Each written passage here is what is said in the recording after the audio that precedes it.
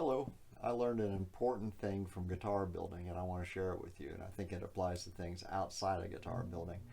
And I was reminded of it once again today. So here it is. And that is when you build a guitar, you're building three things. You're building the guitar, you're building the process that builds the guitar, and you're building the shop that supports the process that builds the guitar.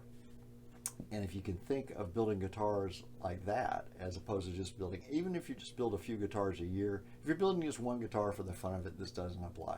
But if you think you'll be building more than one, or of course, if you're building 20, 30, 50, 100 a year, this will certainly apply.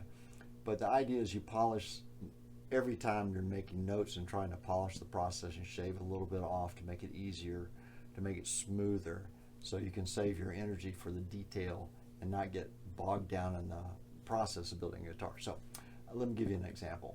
Kerfing, simple thing, right? So you glue the kerfing in, and somehow everybody, most everybody, trues the sides up to accept the top and accept the back. You sand a curvature or a shape to the top and back. Most people use a dome, a disc to sand the top and back. So you do the kerfing and you sand the top, you flip the thing over and sand the back, driving the bus is what I call it, because I used to have a 1959 VW microbus, and it was like driving the bus. So driving the bus.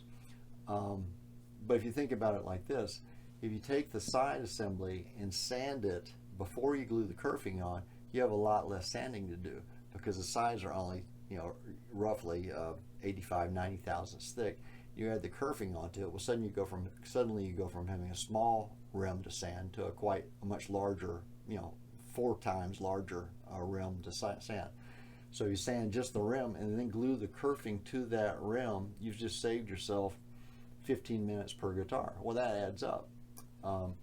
So that's a way that while you're sanding the rim, be thinking about how could I improve the sanding of the rim, put a motor on it maybe, I don't know, to make it go fast, whatever works for you. So take that idea that if I take the sand the rim, then glue the kerfing on, then all I have to do is go back and knock the kerfing to knock the glue squeeze out and beads off of it. Well, that saves me a ton of time, saves me a ton of effort with my shoulders, and saves me a ton of lung life breathing dust. Also, the final product, the kerfing doesn't get fat and skinny around the inside of the guitar. The kerfing stays the same size, so it's the way to do it, in my opinion. Now, if you take that concept, how could you improve on that? So you take the sides that you've trued up for your top and back dome. Imagine that you could take that side and take it apart and straighten it out and make a template from that.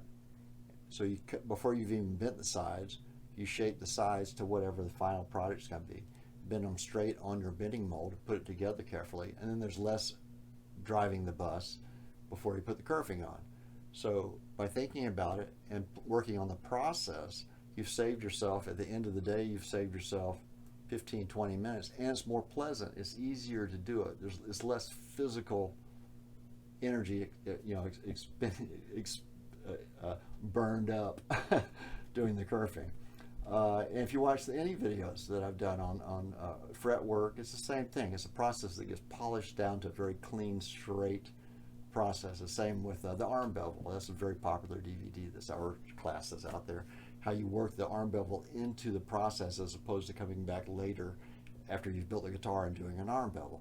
So once again, it comes back around to process. If you can think about the process and work on not only making a better guitar and trying to make every time you're trying to improve on your guitar, your final product, but every time be working on the process that makes the guitar. Even I built my last guitar in January. I finished the last guitar, I completed the last guitar in January. And even right down to the very end, I'm thinking of ways to improve the guitar. Of course, at this point, all these years and all these guitars, it's very subtle little things. But I was laughing to myself, I'm not making another guitar. This is the last guitar, but I'm still thinking of ways to improve it. I think that's what made it so addicting. What made it so compelling and alluring for so many years was always trying to improve. So I'm leaving you with that. I hope something there will be of use to you.